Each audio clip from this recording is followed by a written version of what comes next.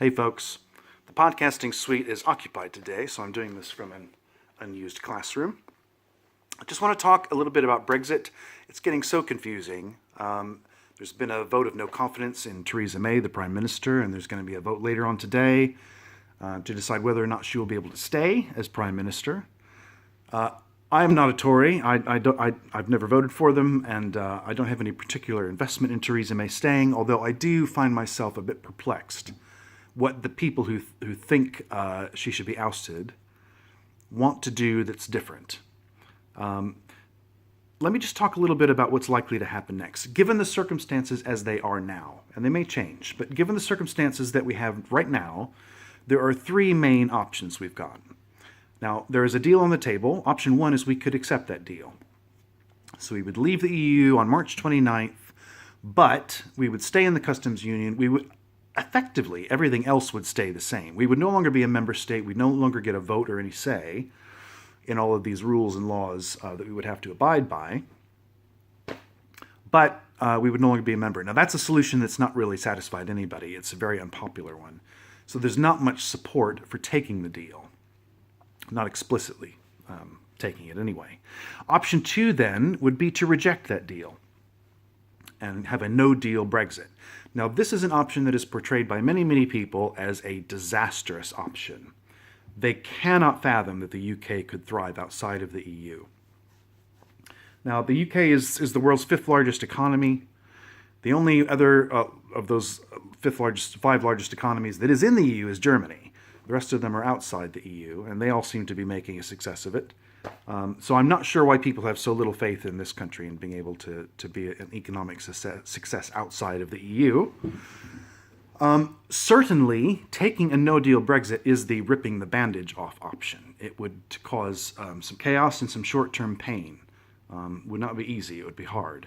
But in my mind, of the three options on the table, it most closely respects the result of the referendum that we had.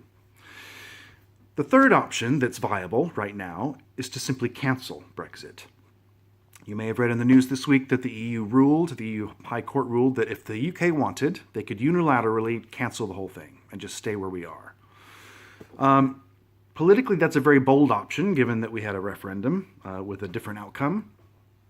And if the government chose to follow this option, they would likely want some cover, either by scheduling another referendum in the hopes that that would come out with a different result, or having, at the very least, an overwhelming majority in Parliament vote to endorse a cancelling of Article 50. There are some other options should circumstances change. People have talked a lot about, and I think the logic behind replacing Theresa May as Prime Minister is that someone else could do a better deal with the EU. The EU, the leadership in the EU, have said repeatedly and explicitly that they're not prepared to budge on any of the substance of this deal. So they've certainly lowered expectations whether that's going to be possible to negotiate a better deal for leaving the EU, certainly within the time frame, because remember, all of this has to be sorted by March 29th, because that's the deadline, that's the date that the UK leaves the EU. So getting another deal negotiated with the EU before then, and getting Parliament to be able to vote on it, that's a tall order, particularly as any deal from the EU has to be approved by their member nations, and it wouldn't take very many of them to scupper it. So if anything controversial came up in a renegotiated deal, it could be exceptionally difficult to get that through. So it's a very iffy possibility. I wouldn't say it's impossible to renegotiate a better deal, but it's very unlikely, I would say. The other possible option that people have been talking a lot about is simply holding another referendum. People are calling it the people's vote. If this would be a people's vote, I'm not sure what the last referendum was, but they're calling it a people's vote. Now, we would need to, in order to have another referendum, Parliament needs to agree on what exactly that would involve, what the language would be like, what exactly the questions would be, and then you need to pass it through Parliament as a bill, as a law.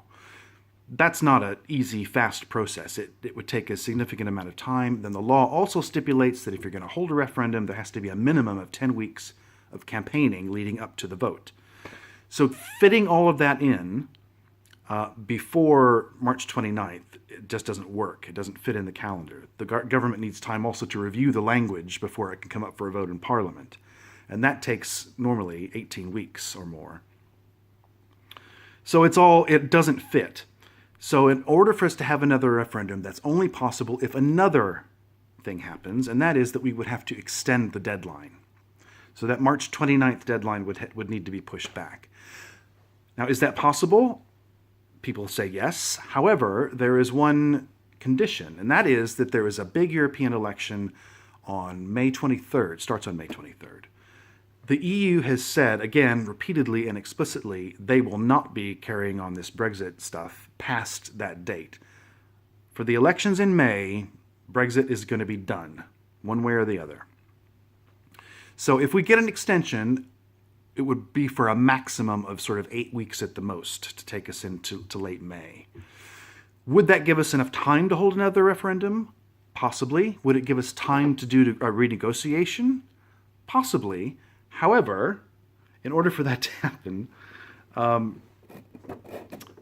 we need to start those processes right now.